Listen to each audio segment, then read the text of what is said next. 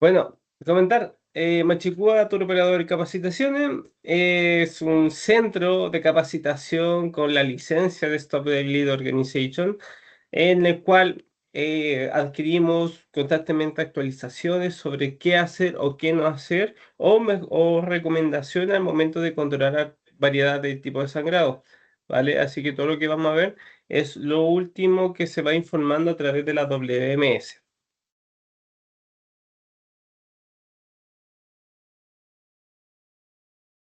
Partiendo y le damos un reforzamiento a todo lo que es la bioseguridad. Cuando hablemos de sangre, ¿no es cierto? Vamos a hablar de un líquido que contiene patógenos, con miles de enfermedades. A lo largo de la carrera profesional que pueden tener ustedes, van a atender más de un paciente o familiar, conocido, amigo, etcétera, que tenga heridas con sangre.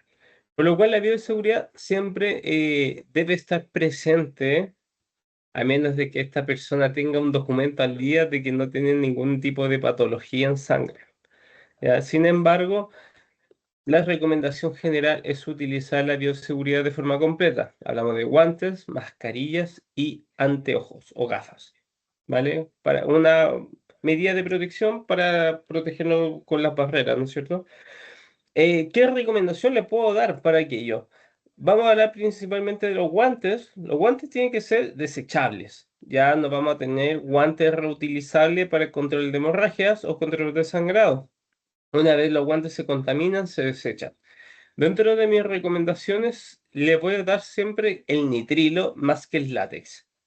¿Por qué creen ustedes que el nitrilo mejor que el látex? ¿Alguna idea? A lo mejor no da alergia, puede ser. Mar- ¿La alergia? ¿Y qué otra cosa dijeron por ahí? Es más resistente. Es más resistente, perfecto. Juan Alberto,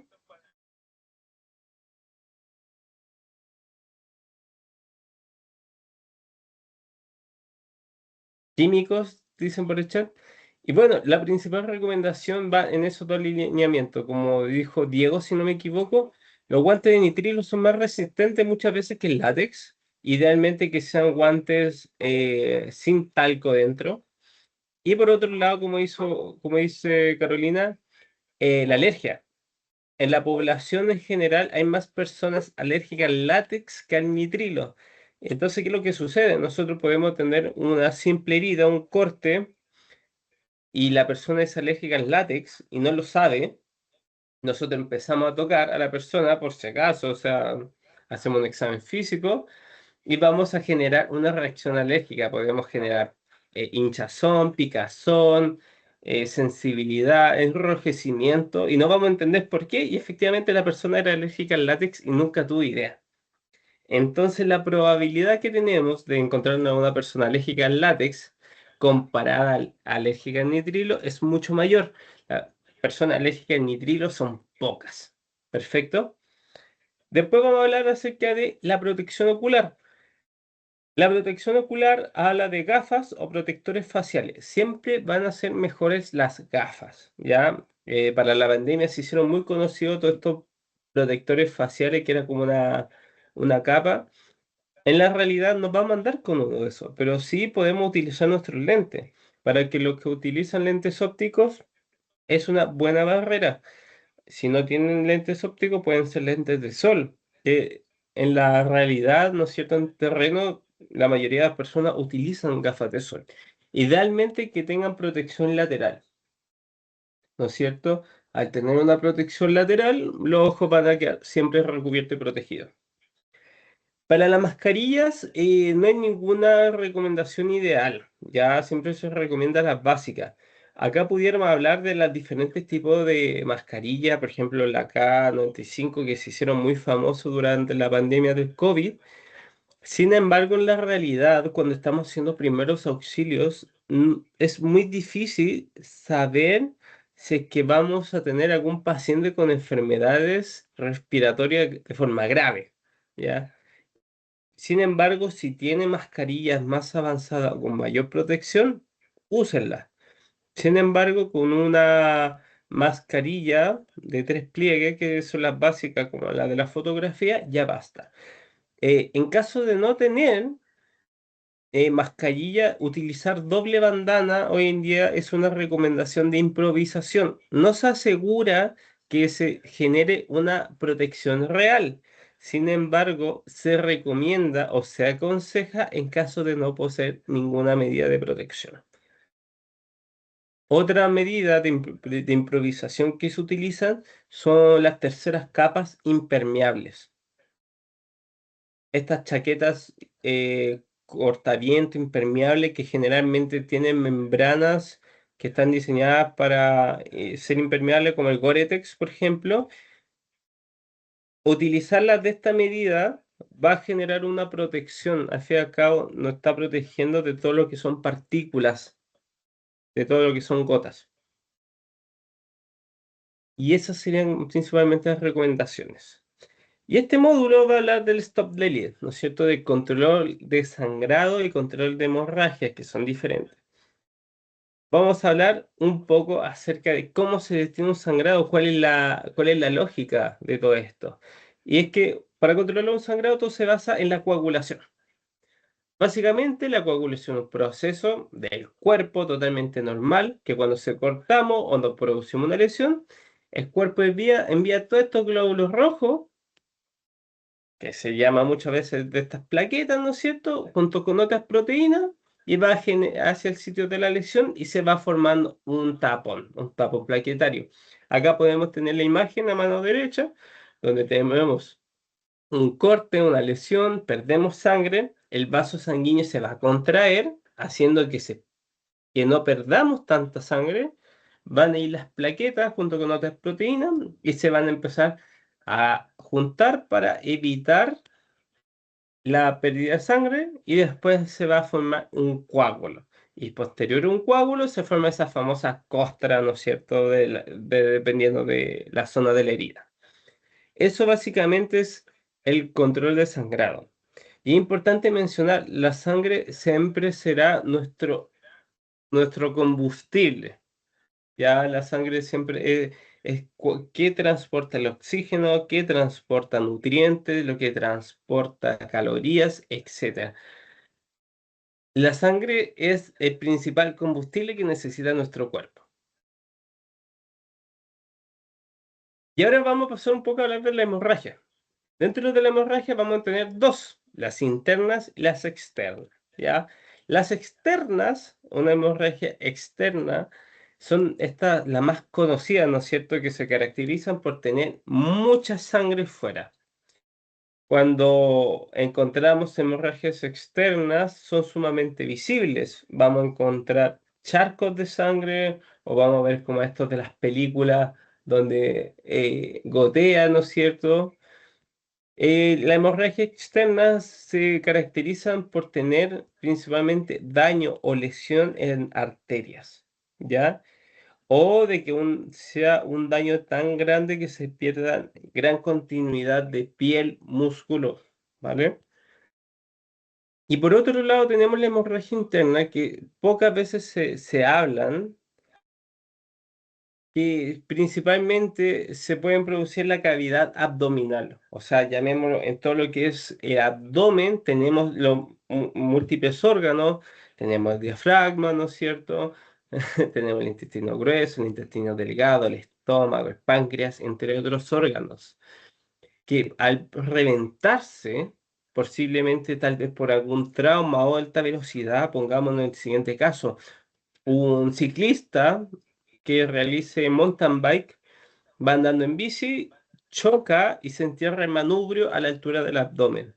Ese trauma por alta velocidad pudiera comprometer un órgano interno, por lo cual una hemorragia interna es posible verla. O ponemos otro caso, cuando hablamos de huesos. Hay huesos grandes del cuerpo humano, está el fémur, está la pelvis, por ejemplo, y cuando los huesos se ven rotos, se ven fracturados, pasan a llevar muchas veces incluso arterias. Los huesos también tienen sangre, por lo cual estos daños pueden generar también pérdida de sangre y una hemorragia interna. Podemos poner otro ejemplo, los abuelitos. Los abuelitos son muy conocidos por tener fracturas de pelvis. un abuelito que tenga poca masa muscular en la zona del glúteo caiga y lo primero que toque el piso sea la pelvis, se puede fracturar y con esta fractura se puede generar también una hemorragia interna. Por lo cual es importante después analizar cuál es la cinemática del trauma, o sea, cómo se generó aquello para sacar conclusiones. Yo tengo un conocido que le cayó un tronco encima y se le generó una hemorragia interna. Ahí vamos teniendo diferentes casos. La hemorragia interna se va a caracterizar por esto. Esta imagen que vemos arriba de la mano derecha es un abdomen que parece un moretón gigante. Como también podemos sacar ciertas conclusiones, hagan el siguiente ejercicio con ustedes mismos. Tóquense el abdomen y el abdomen, ¿qué es lo que pasa? Se hunde, es blando. Pueden tener calugas, pero el abdomen se va a hundir igual. El abdomen es blando. Sin embargo, cuando vamos a encontrar una hemorragia interna, aparte de ver el color, vamos a tocar, le va a doler al paciente y va a estar duro. Esto no se va a comprimir.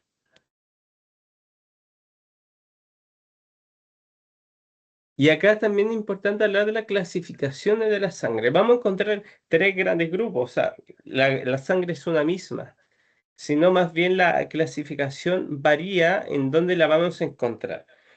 Vamos a hablar primero que todo. Carlos, ¿tiene una duda o un aporte?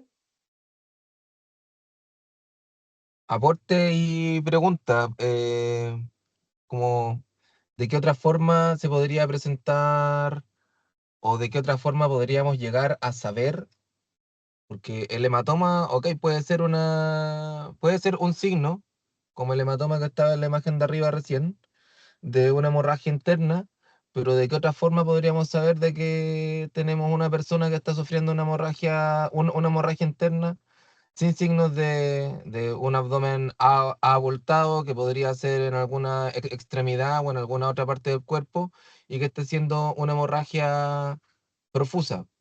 ¿Qué otro signo podría mostrar un paciente como para darnos cuenta y saber que es una persona que probablemente pueda llegar a entrar en shock, que producto de un golpe grande tuvo o está teniendo una extravasación de sangre tal que la puede llevar a un shock?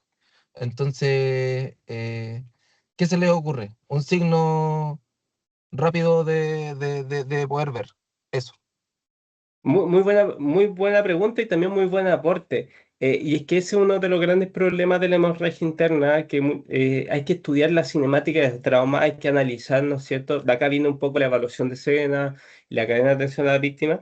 Vamos a hacer un poco el juego de ir concluyendo, ¿no es cierto?, posibilidades, porque muchas cosas pueden ser que estén pasando. Sin embargo, tú mismo respondiste a través de las preguntas. Una persona que tenga hemorragia interna va a tener síntomas y signos de shock. Alguien que, si esta persona no presenta una hemorragia interna, seguramente no tenga signos de shock. ¿Y cuáles son los signos de shock? Que lo vamos a ver un poco más adelante.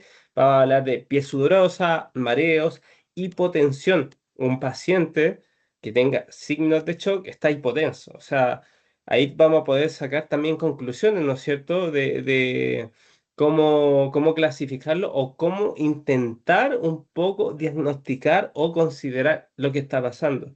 Sin embargo, en primeros auxilios y en zonas remotas es sumamente difícil que nosotros podamos definir claramente si es una hemorragia interna o no. ¿No es cierto? Porque tenemos un abanico de posibilidades de las patologías.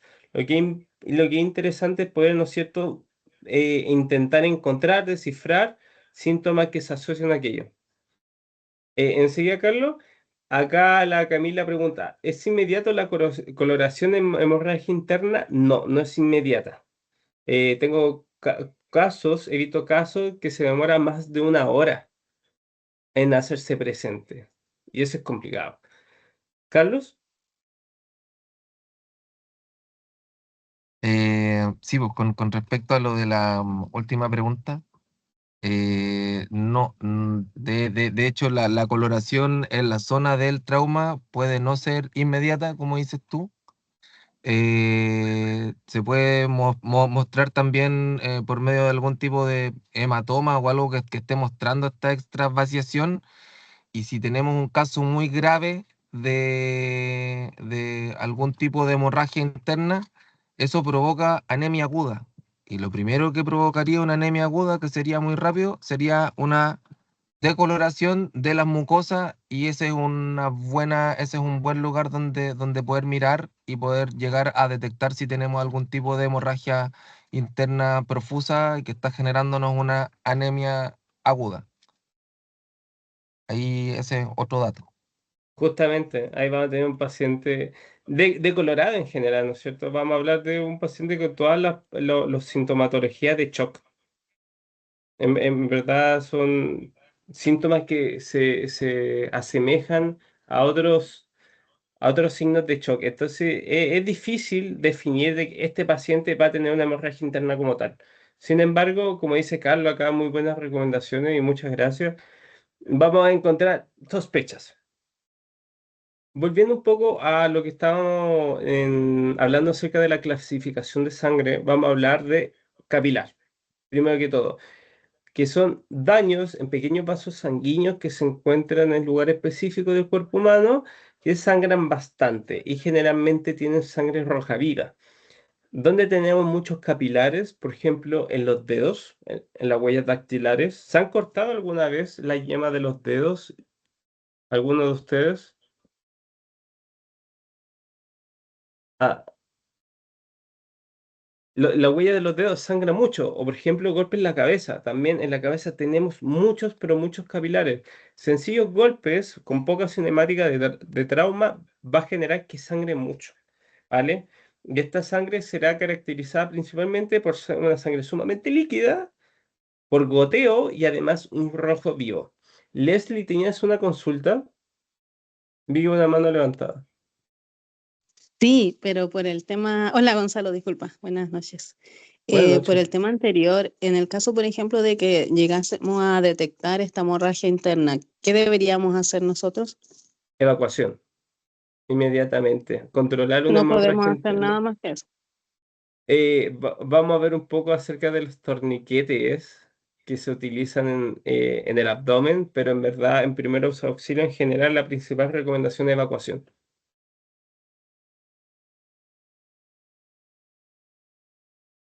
Ok, Nada más. gracias. Sí.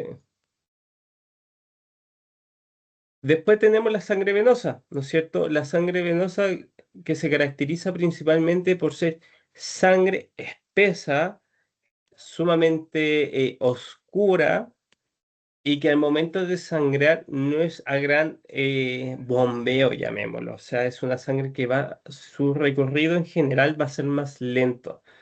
Y esto es principalmente porque es sangre que viene con desechos que va retornando al corazón para ser bombeado. Hercio, Nada, me quedó una duda. La evacuación es básicamente para que después se pueda abrir el paciente en un centro asistencial. Es como pregunta nomás. Saber, ahí va a depender del caso. Va a depender de claro, pero el paciente.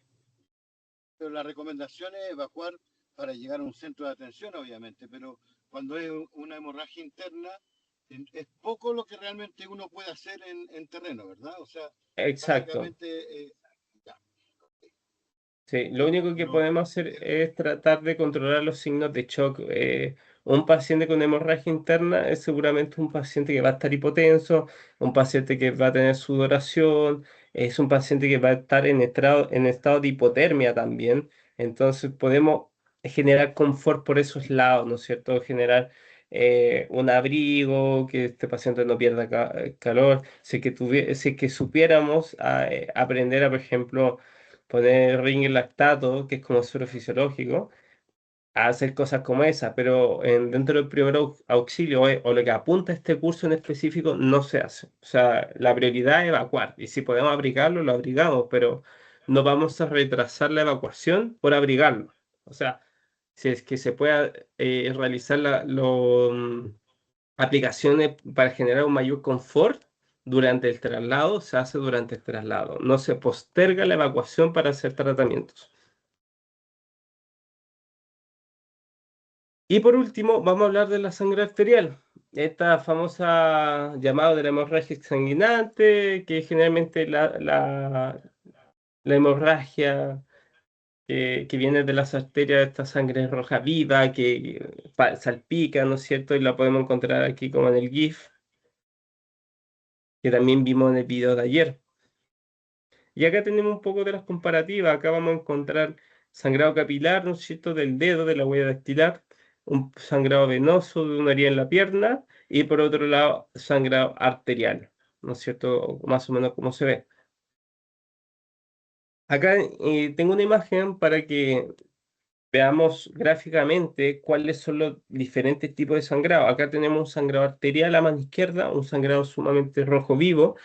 Después tenemos un sangrado venoso, que ya es este rojo oscuro, ¿no es cierto?, que viene con los desechos del cuerpo humano. Y acá les tengo un videito para entenderlo de mejor manera, cuáles son como las tres clasificaciones de estos tipos de sangre. Ahí encontramos un sangrado venoso, ¿no es cierto? Un sangrado lento, oscuro. Después tenemos un sangrado capilar de estos pequeños vasos sanguíneos que seguramente se rompieron y caen a través de gotas, ¿no es cierto? Se ve un rojo vivo, pero no en grandes cantidades.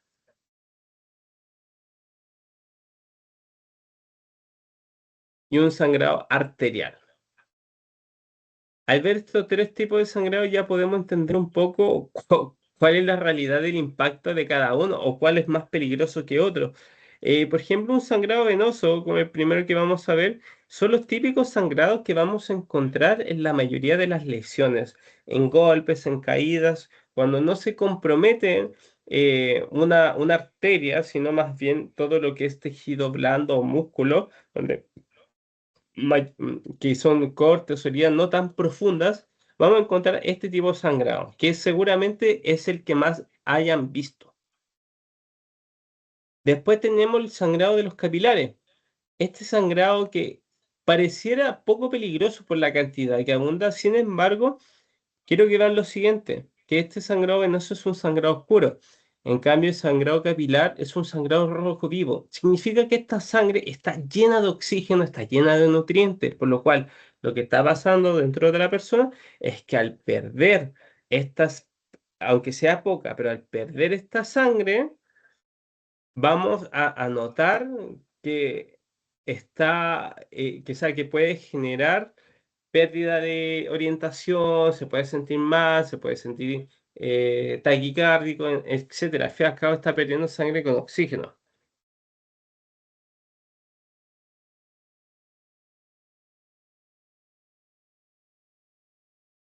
Y después tenemos sangrado arterial, o sea, ahí tenemos todo lo que es pérdida de sangre a gran escala.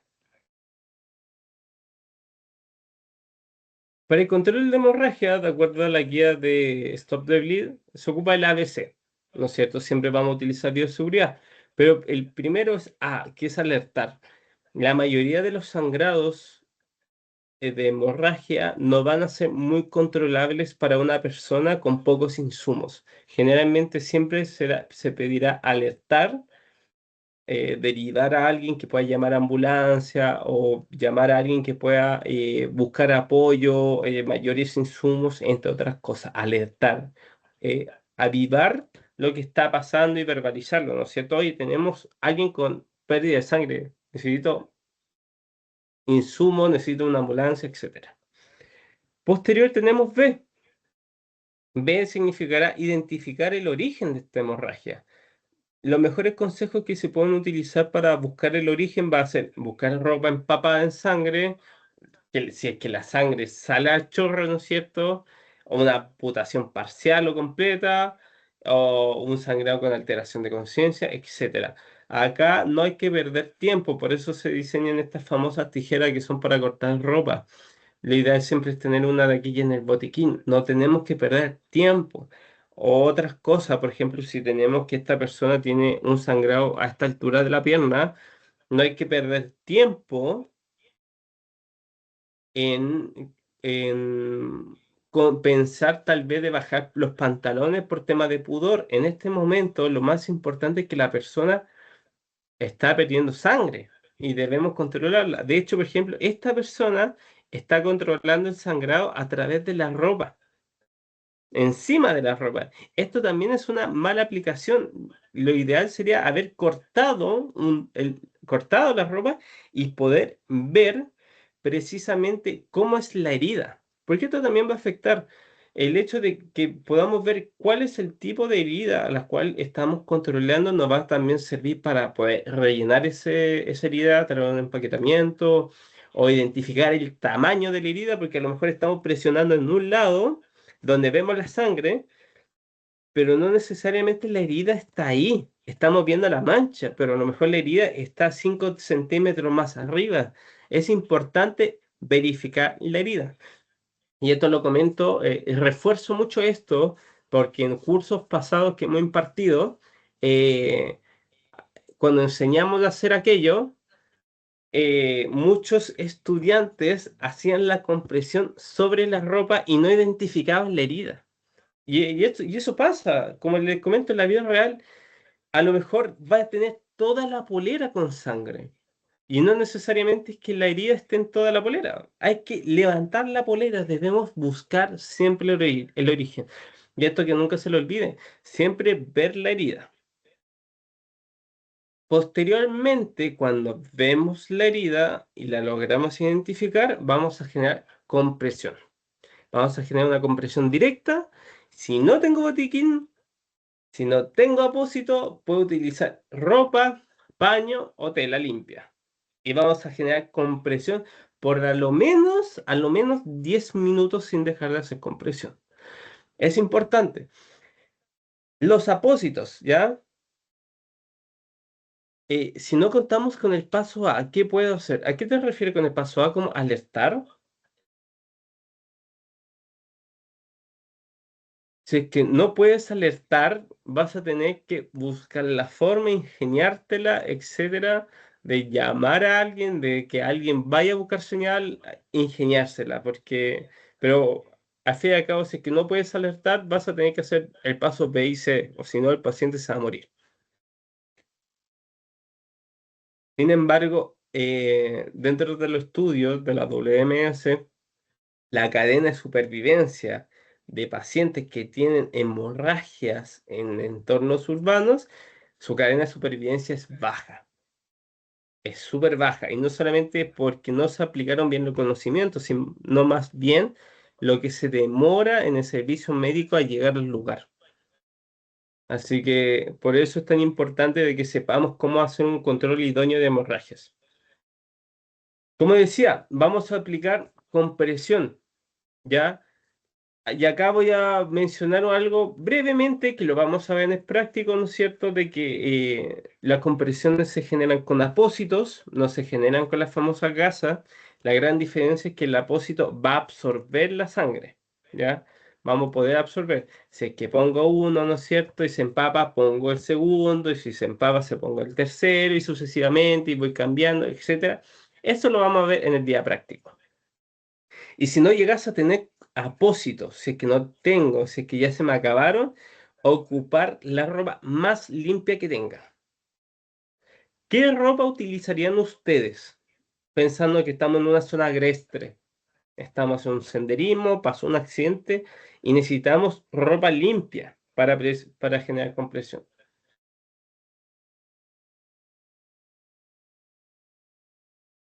¿Qué vestimenta usarían ustedes? Matías Ignacio. Para profesor, quizá un pijama o una toalla o alguna prenda que normalmente no se use hasta ya al final del día, porque es lo que más probablemente las personas no haya usado aún. Perfecto, muy buena respuesta. Vamos a ocupar prendas que estén, ojalá, limpias dentro de la mochila. Eduardo pone segunda capa. ¿A qué te refieres con segunda capa? Es un calcetín, ojalá un calcetín que tengas puesto. Ya, ese. Vamos a evitar mucho hacer compresión con prendas sucias. Ya, al fin y al cabo, al tener contacto directo con la sangre, le vamos, si es que esta persona no se muere por la hemorragia, se va a morir por una infección interna. una polera que se lleva a cambio, ese polarcito que suele ser absorbente. Perfecto, lo ideal siempre es ocupar prendas limpias y ojalá de algodón, porque el algodón es absorbente, ¿ya? No vamos a ocupar estas poleras sintéticas, porque la sintética, al fin y al cabo, se va a empapar enseguida y no va a servir tanto, ¿vale? Entonces, más que nada, para que le demos la vuelta a aquello. Ropa limpia y que no usemos pronto. Exacto. Y acá vamos a tener en consideración lo siguiente. También vamos a tener que hacer, si estamos en una montaña, vamos a perder nuestro abrigo por salvar a alguien y a lo mejor nos dé hipotermia a nosotros. Todo un dilema. Vamos a hablar también del empaquetamiento. Acá el empaquetamiento se va a utilizar para estas hemorragias profundas, ¿ya? ¿En qué herida, por ejemplo, pudieran generar que tengamos que empaquetar una perforación, un empuñalamiento, ¿vale? Que cortan tanto y pierden tanto tejido, la continuidad del tejido como tal, que debamos rellenar a través de apósitos, ¿no es cierto? Básicamente rellenar consiste en ir metiendo estos apósitos, este contenido, hasta adentro para generar una compresión. Rellenamos y posteriormente ponemos otro apósito encima y vamos a generar compresión durante 8 a 10 minutos.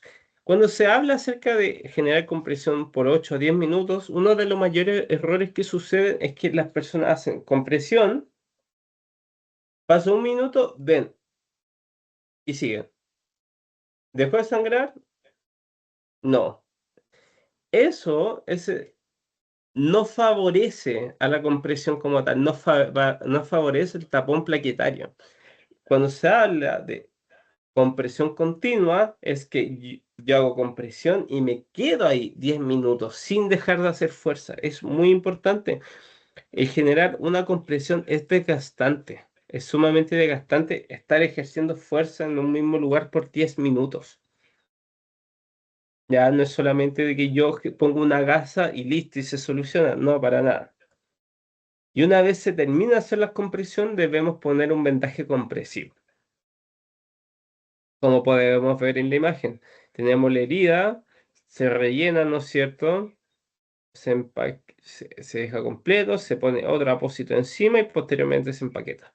Que se hace empaqueta, pues se venda. ¿A qué te refieres, Ercio, como indicar la fuerza que se aplique?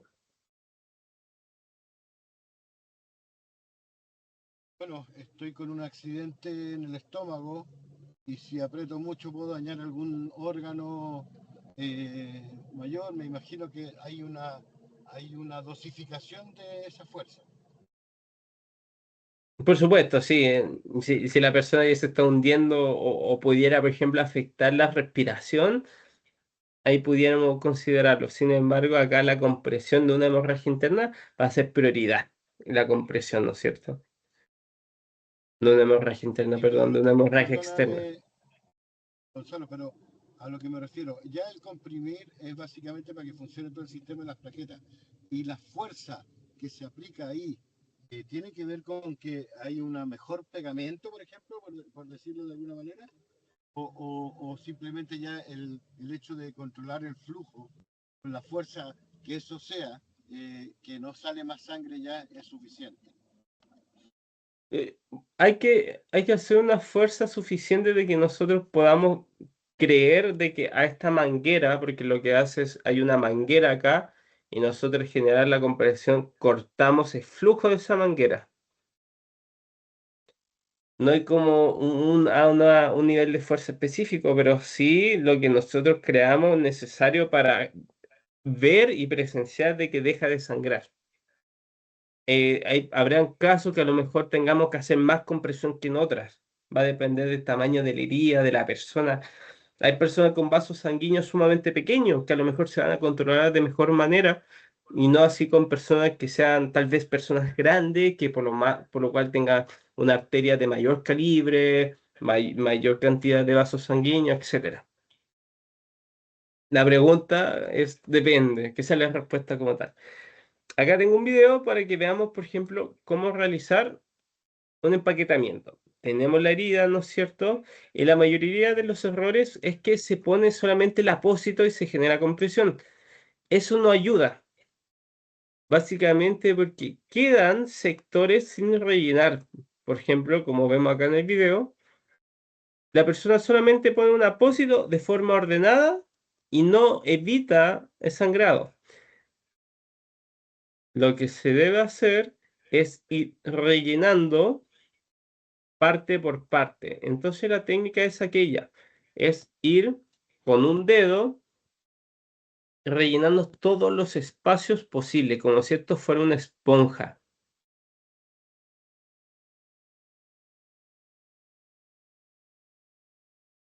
Y sucesivamente. Y posterior se realiza una compresión. Carlos, Eh, Hola, sí, hola de nuevo. Es cierto lo de los apósitos. Por lo general no andamos trayendo un rollo de gasa. Si tenemos gasitas en cuadritos y de una por una y todo el asunto. Ideal que cuando si llega a pasar esto y alguien tiene que atender esto, que una cuestión que pasa. Ser responsable en el conteo del número de apósitos que van poniendo dentro de esa herida, porque cuando hay que contener, exactamente es así, se tiene que poner y este montoncito de gas adentro que ayuda mucho a controlar la hemorragia, pero tienen que contar, porque cuando uno entrega el paciente, decirle a la persona que se lo está llevando o comentar cómo lo controlaste y re importante el número de gasas porque para que lo tengan claro también. Muchas veces puede quedarse una adentro o puede pasar cualquier cuestión y es mejor que las personas que se están llevando al paciente tengan esa claridad. Sucede bastante. exacto. Igual les tenemos un par de recomendaciones que lo vamos a ver en terreno, más que nada, como justamente para ir viendo aquello. ¿Alguien más tiene la mano? ¿Eduardo Valencia? Hola, hola, ¿me escucho? Sí. Eh, es más que nada porque quería hacerme como una imagen mental de que, como para ordenarme un poquito la idea, puede que sea como ya, obviamente, repetitivo lo que se haya dicho, pero es como que la función de poner las compresas, hacer la presión y todo eso, o sea, quizás suena raro, pero más que evitar de que se vaya la sangre, es como hacer de que evitar que se escapen las plaquetas y esta fibrina.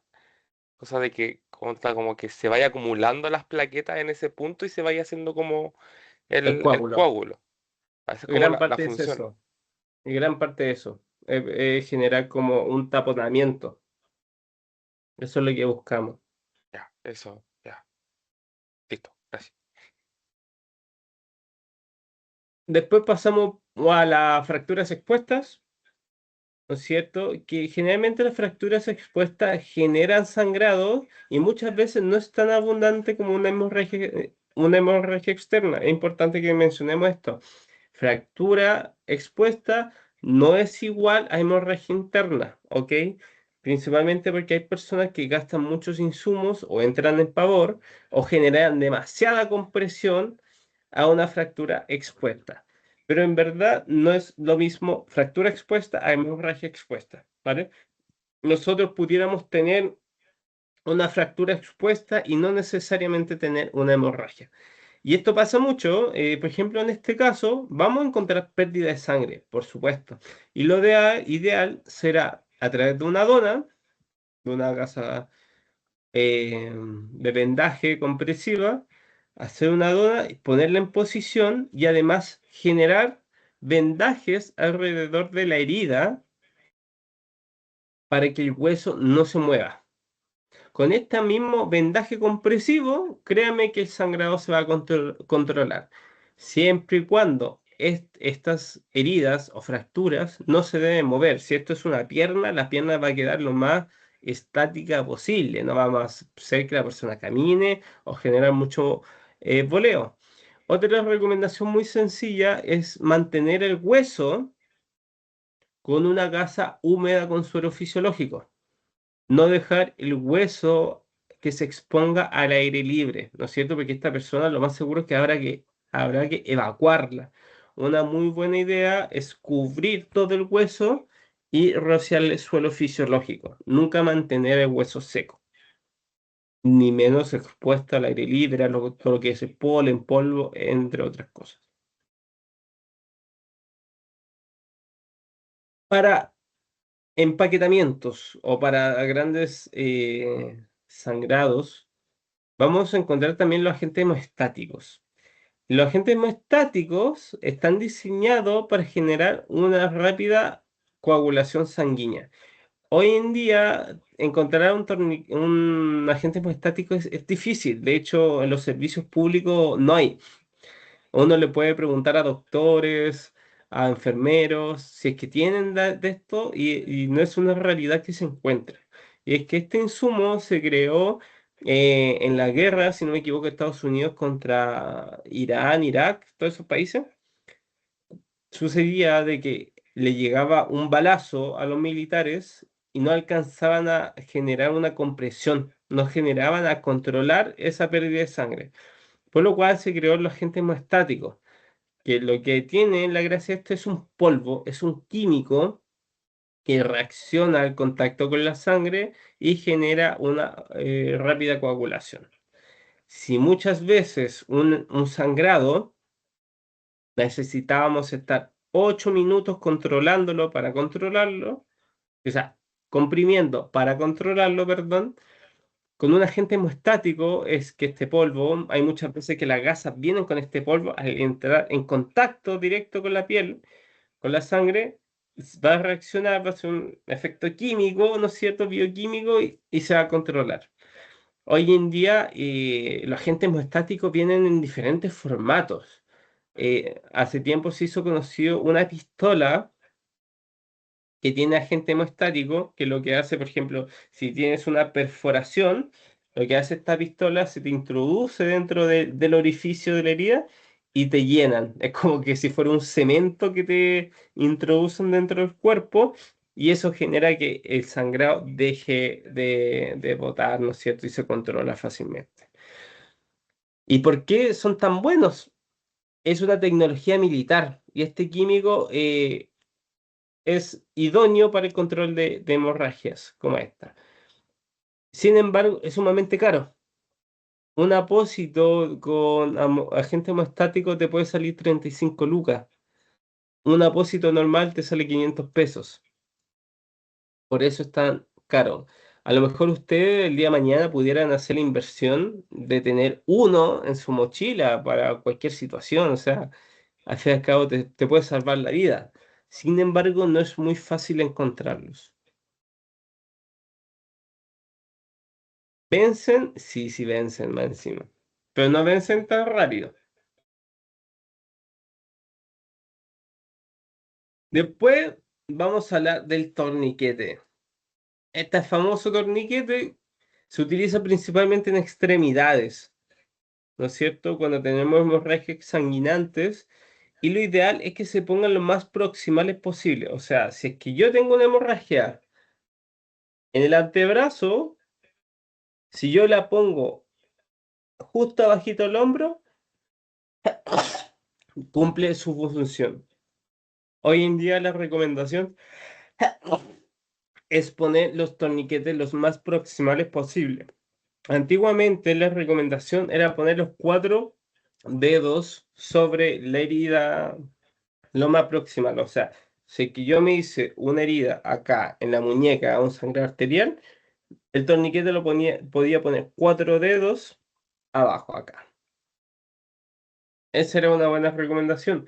Hoy en día se habla de que el torniquete se debe poner lo más proximal al inicio de la extremidad y generará mayor contención del sangrado. ¿Ya? Hoy en día también se sabe, una vez el torniquete se pone, no se saca nunca hasta que llegue al servicio médico o hasta que el paciente llegue a un centro de salud definitivo. ¿Ya? siempre debemos considerar que poner un torniquete es doloroso. Ya no vamos a pensar que esto es como en las películas de que alguien tiene un torniquete y sigue peleando. No, acá lo más seguro es que una persona que tenga que utilizar torniquete, o se desmaye por el dolor que causa o se desmaye por la pérdida de sangre. Una de otra. ¿Qué han escuchado acerca del torniquete? ¿Algún rumor, alguna sugerencia? Porque el torniquete tiene muchos mitos. ¿Alguno que han escuchado alguno de ustedes?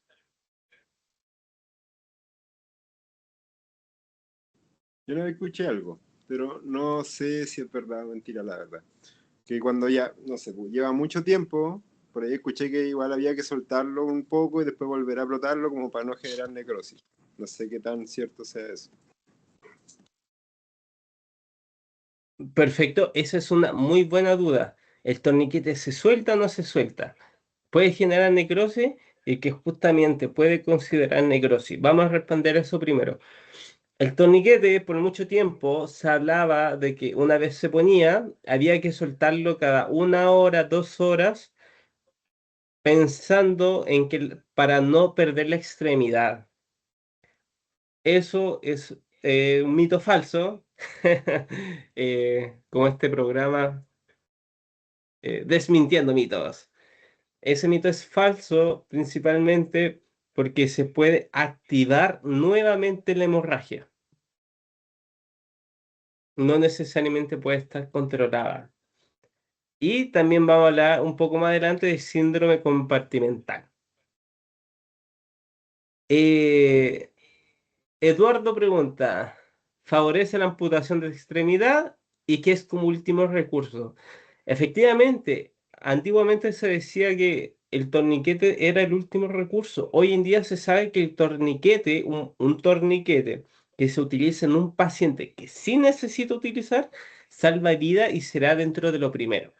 Si tenemos un caso como esta imagen de acá, de que este paciente tiene una hemorragia externa que no se puede controlar fácilmente, el torniquete va primero.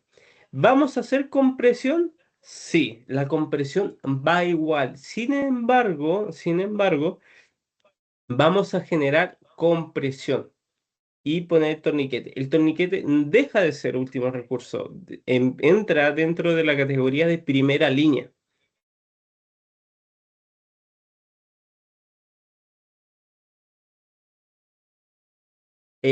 Rosa, acá pusiste, no se suelta. Esa es una respuesta, ¿verdad? ¿O es una duda? Ignacio pregunta, ¿con qué fin se debe anotar la hora en que se coloca el torniquete? El fin de la hora es principalmente una vez nosotros entregamos el paciente a un servicio de centro de salud definitivo, ellos ya saben cuánto tiempo lleva el torniquete. Sucede de que parte de lo que sufre la zona con el torniquete, brazo, piel, eh, es una isquemia, o sea, no le llega sangre a la zona. Y cuando a los músculos, órganos o huesos no le llegan sangre, se muere. Si una persona lleva más de 6 horas con un torniquete, significa que esa extremidad lleva en una isquemia de 6 horas, por lo cual es muy posible que te hagan amputar. O tengan que reevaluar cierto tipo de extremidades. De eso se trata muchas veces. Ahora, Carlos, Hola, yo de nuevo. Me salió una duda, no sé si sabía o si te lo nombraron, eh, que se me acaba de venir como a la cabeza, tiene que ver con lo que estaba ya hablando recién de, ok, si tenemos una extremidad que está con un torniquete por un montón de horas, pongamos que lo hicimos en el muslo para abajo, para la pierna, todo este músculo, todo lo que hay para abajo, esa sangre que va ahí en éxtasis, esa cuestión empieza a agarrar radicales libres y un montón de cosas que son negativas por el hecho de no haber estado oxigenado como debería de estar. exacto. Entonces, yo en veterinaria tengo algunos casos, por ejemplo, que no es que se nos dé a nosotros, pero que es re común, por ejemplo, con la torsión intestinal, que es ahí cuando ¿Ya? se tuerce el estómago con algo de intestino y eso queda cerrado, y el problema es cuando después de cierta cantidad de horas tú abres, destuerces, y cuando destuerces, ok, Vuelve todo. tenéis que esperar que el paciente se recupere, pero hay una cuestión que es súper grave que se llama reperfusión y genera un síndrome porque cuando destorcí se va todo eso que se juntó malo y negativo al resto del cuerpo. ¿Pasará esto con el ser humano, con estas extremidades? ¿Te lo han nombrado? No sé, yo, esto no es mi tema. Conozco algunas cosas, pero me imagino que puede ser, no sé. Sí, sí, de hecho, Carlos, justamente quería tocar ese tema y por eso iba respondiendo estas preguntas y lo acabo de mencionar. El síndrome compartimental. ¿Qué se refiere a esto? Y sucede tal vez, por ejemplo, con deportistas que practican escalada deportiva, que habla acerca de lo mismo, de cuando a una extremidad le cortamos la circulación. Ahí es como dice Carlos, esa sangre que queda in situ, que no vuelve al cuerpo humano, se liberan radicales, o sea, el oxígeno también dentro se vuelve dióxido de carbono, entre otras cosas, los desechos empiezan a aumentar. Hablando en un lenguaje sumamente simple, esa sangre que queda, por ejemplo, tomemos de ejemplo esta imagen que vemos adelante, esa sangre que queda flotando en el brazo es una sangre tóxica. ¿Ya? Es una sangre tóxica. ¿Y qué es lo que podría pasar si es que nosotros liberamos el torniquete? Esa sangre tóxica se va a repartir por el cuerpo e irá directamente al corazón. El síndrome compartimental puede generar infecciones sumamente graves, puede generar incluso un paro cardíaco. Puede generar taponamiento de las arterias coronarias, eso puede traducirse en un infarto, y eso es lo que pasa. Por lo cual el torniquete no se va a sacar ni aunque el paciente quiera, porque si el paciente no, si es que no se muere por la pérdida de sangre, se puede morir por el síndrome compartimental, por esta sangre que va a refluir por todo el cuerpo humano. ¿Me explico bien con esto?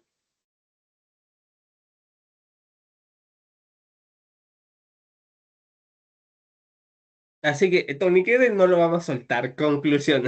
Esa es la conclusión de todo, ¿vale? Tony Quede no se suelta. ¿Cuánto tiempo aproximadamente en que una persona tenga un torniquete puesto y se pueda dar el síndrome de compartimiento? Son aproximadamente de 3 horas para arriba, ¿vale?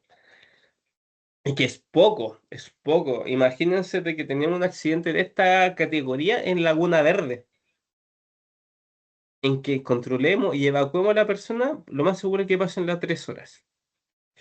Camila pregunta, ¿cuánto tiempo pasa para que alguien le dé septicemia desde que tiene una hemorragia? En caso de contaminación, el momento de controlar la hemorragia. Depende, va a depender. Va a depender de cuál es el patógeno que esté involucrado. Porque puede ser una septicemia por químicos, por cierto organismo, ¿no es cierto? Toxina, etcétera. Entonces... También vamos a hablar de los leucocitos, o sea, cómo son las defensas de las personas. Si tenemos una persona que es inmunodepresiva, que por ejemplo tenga patologías como el VIH positivo, entre otras cosas, son personas que se van a contagiar sumamente rápido.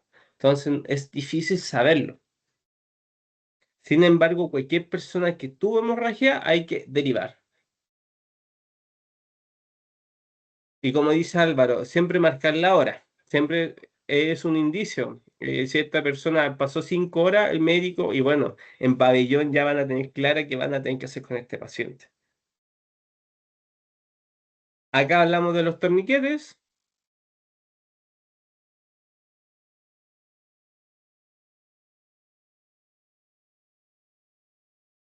Cómo se posiciona un torniquete, ¿no es cierto? Básicamente es como un cinturón, se genera la compresión, se deja ahí medianamente atascado, se pone el velcro y se empieza a girar la palanca. Vamos a ver todo esto en el módulo práctico, chiquillos. Se pone en el sello, que en el seguro. Acá le da este toque de una vuelta para generar mayor tensión, que no se suelte. Y se genera la corte de flujo sanguíneo. Le faltó anotarla ahorita nomás. Acá a mano izquierda encontramos, por ejemplo, un caso de utilizar un torniquete improvisado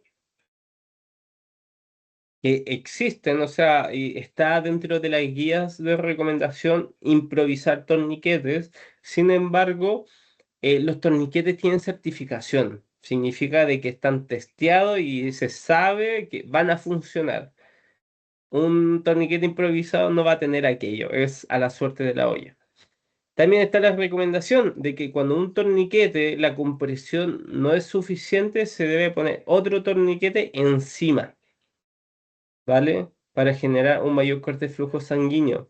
Generalmente las personas que no se les puede controlar una hemorragia externa con un torniquete, con uno solo, son personas que tienen sobrepeso, que son obesas, que tienen un gran brazo o una gran pierna, por lo cual la presión de un torniquete no llega a cortar el flujo sanguíneo. Ya o personas que tienen piernas o brazos muy grandes.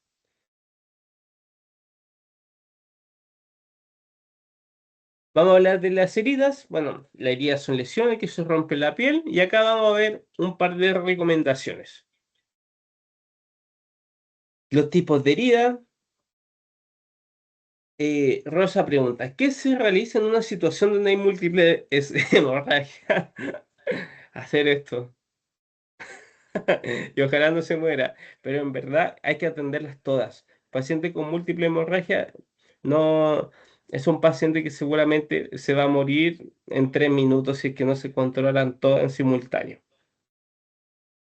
En verdad es eso. Un paciente con múltiple hemorragia, su pérdida de sangre va a ser tal, y he estado pensando en contexto de zona agreste. Es un paciente que no se puede hacer mucho. Categorizar, exacto, o sea, darle prioridad a la hemorragia, por ejemplo, si tiene una hemorragia arterial en la yugular y a lo mejor por un desmembramiento, va a tener que seleccionar cuál es más prioritaria, pero son casos que en verdad no hay mucho por hacer, pensando en primeros auxilios en zonas agrestes. Volviendo un poco al seca de la herida, encontramos abreación, ¿no es cierto? Laceración, incisión, punción, abulsión, aquí cuando queda justo antes de la amputación y ya con una amputación. Bueno, tratamientos. ¿Qué podemos hacer? Para la gran mayoría de las heridas, vamos a lavar con suero fisiológico, ¿vale? O agua limpia, agua corriendo, ¿no es cierto? Vamos a dejar de ocupar el alcohol, la povidona yodada, el limón, la sal, el cloro, no sé. Las heridas se lavan con suero fisiológico. Siempre para limpiar, por ejemplo, heridas como esta, vamos a aplicar agua con presión moderada para limpiar la herida. Uno de los errores que frecuentemente hacen es que las personas, cuando se hacen un corte o una herida, se tiran un chorro de agua y eso genera mayor daño en los tejidos, mayor dolor para la persona. Con, con una presión moderada bastará para limpiar las heridas. Todas las heridas deberían limpiarse. Si queda en el residuo, lo vamos a sacar con pinzas y gasas. Idealmente, antes de introducir pinzas, desinfectarlas con alcohol al 70%. Y posteriormente, cubrir con apósitos estériles. ¿Qué recomendaciones les puedo dar a ustedes para que tengan en su botiquín en caso de que tengan que limpiar heridas? Como les digo, desinfectar pinzas, tijeras, indumentaria y ustedes sumando con alcohol al 70%. Y les recomiendo tener botellitas de suero fisiológico de 20 milímetros que estén selladas. ¿Por qué? El suero fisiológico, una vez se abre, se contamina, así que queda como agua estancada. Uno de los mayores errores es que cuando la gente va a la farmacia a comprar suero fisiológico, 5 sueros fisiológicos de 20 ml le sale lo mismo que un suero fisiológico de 500 ml. El tema es que al momento de abrirlo, después de 24 horas eso ya se contamina, ya no sirve. Por lo cual es importante tener hartos sueritos sellados que estén estériles y utilizarlos dependiendo de cuánto necesitemos. Así no vamos a perder material. Porque a lo mejor el suero fisiológico de 500 se abre una vez y listo, y se pierde. Ya no se va a volver a utilizar. Esa es mi recomendación para que tengan en su botiquín. En caso de punción con empalamiento, acá vamos a tener, por ejemplo, el caso de que si fuera una punción normal, vamos a tener que generar compresión. Pero si es que este objeto se queda incrustado, llámese un cuchillo, una estaca o algo similar, vamos a exponer la zona. Es importante ver el daño general. Acá vamos a cortar el pantalón, vamos a ver cómo está el sangrado. Vamos a poner gasas para controlar un poco el sangrado, limpiar la zona y vamos a fijar el objeto empalado, ¿ya? Lo importante es eso, fijar el objeto empalado con tal de que la persona no genere movimiento y el objeto no se mueva, porque si se mueve va a seguir rompiendo vasos sanguíneos y activar el sangrado. Vamos a dejarlo fijo y vamos a trasladar a la persona. Tratamiento para la amputación. Acá vamos a tocar solamente la amputación de extremidades menores, como dedos, ¿vale? Para las manos difícil se puedan volver a poner, al igual que los pies. Pero, por ejemplo, si tenemos acá una persona que se cortó el dedo, que a través de un corte fino. A mí me tocó una vez ver esto. ¿Han visto estas máquinas que cortan las cecinas en los negocios? Que es como una máquina que gira y corta, una cuchilla que corta. Una señora se pasó a llevar el dedo, fue el chico, y se lo cortó. Fue un corte liso. Y lo que hay que hacer, esa extremidad cortada la vamos a envolver en gasa. A esa gasa le vamos a echar suero fisiológico y además la vamos a guardar en hielo. Importante de que esa extremidad nunca toque el hielo directamente.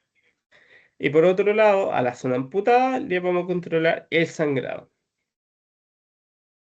y trasladar todo esto justamente al hospital. Tratamiento para mordida de animales. Vamos a lavar con suero fisiológico, controlar sangrado de ser necesario. Si podemos identificar el animal, es idóneo, ¿vale?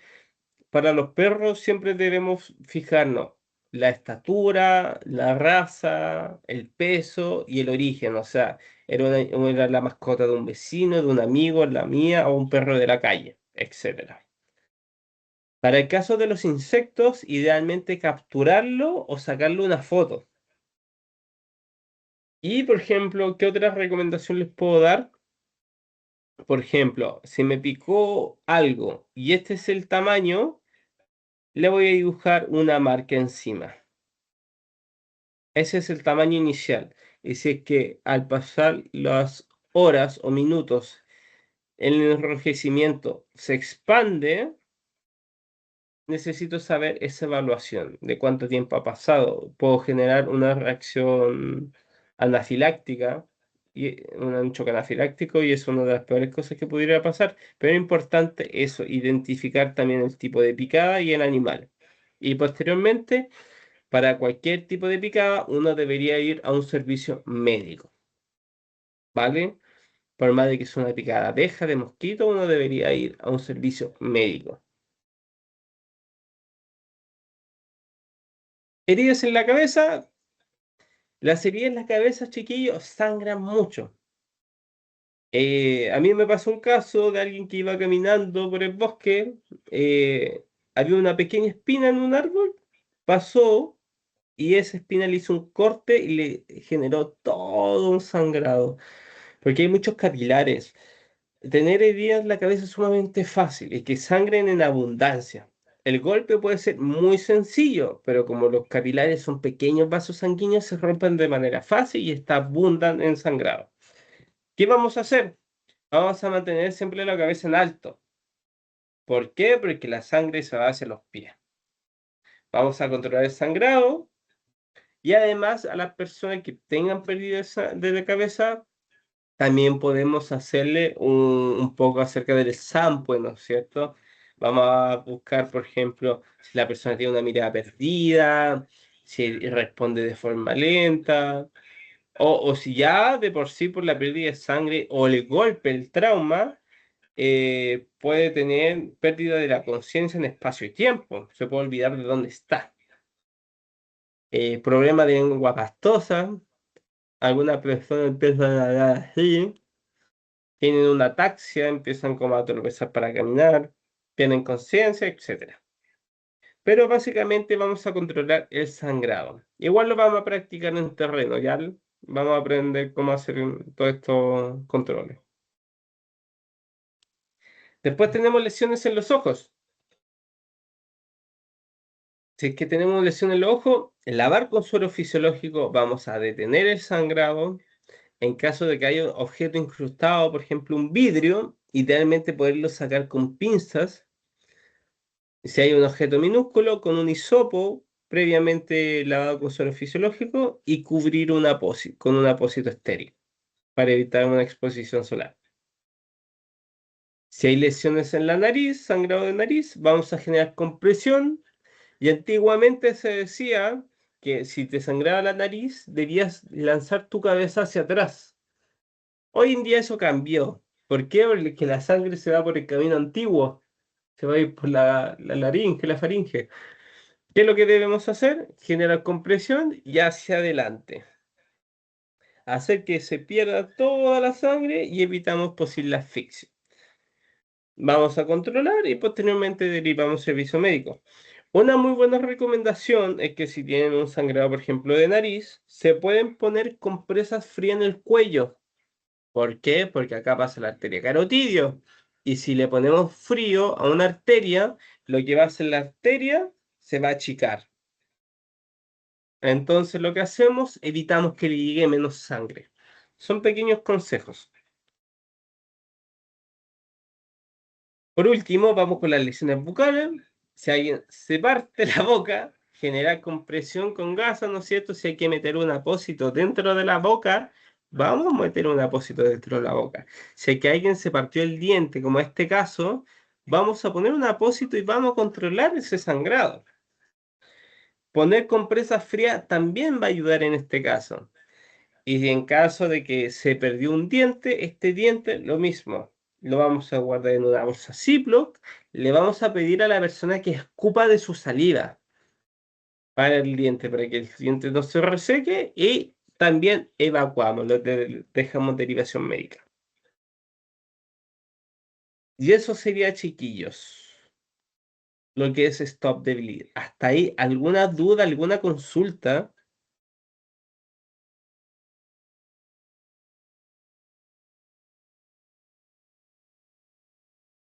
Ignacio. Sí, tengo una duda en relación a la lesión en los ojos, que tiene relación con que en el caso de que haya un objeto incrustado, retirar con pinzas. Bueno, tengo entendido que al haber un objeto incrustado, quizás si es minúsculo, alguna espina, quizás sí, pero si un objeto mayor, entiendo que no es recomendable sacarlo hasta Exacto, o recibir sea, la terapia. si hablamos, por ejemplo, de un cuchillo que esté incrustado, no, eso se dejaría. Pero si hablamos de, por ejemplo, una espina, una roca, pequeñas cosas que pudieran quedarse ahí generando lesión, las sacamos.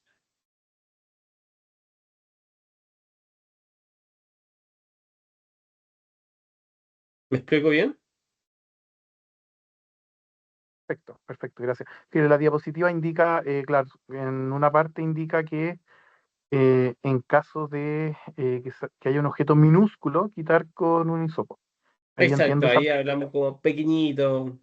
claro, pero la otra parte indica que en caso de que haya un objeto incrustado, no indica tamaño. Entonces ahora me queda claro. Gracias. Sí, ahí falta especificar del tamaño, ¿no es cierto? Joven Matías. Hola, profe. Mire, yo tenía la consulta de Ahora se usa suero fisiológico, pero ¿por qué se dejó de usar la povidona ayudada? ¿O por qué ya no se recomienda usarla? Muy buena pregunta. ¿Por qué ya no se utiliza la povidona iodada al momento de cubrir heridas? Y es que esto básicamente se debe a que el suero fisiológico es estéril. Poner povidona iodada a una herida, ya dentro de una herida, ¿no es cierto? Al estar en contacto con sangre, genera dolor, mucho dolor. Y muchas veces no es necesario porque la povidona iodada se ocupa para esterilizar zonas. O sea, lo ocupan en el área médica previa a operaciones cuando necesitan desinfectar toda una zona. Nosotros ocupamos povidona iodada, o sea, usamos solución fisiológica para limpiar. Es básicamente lo más cercano que tenemos al agua.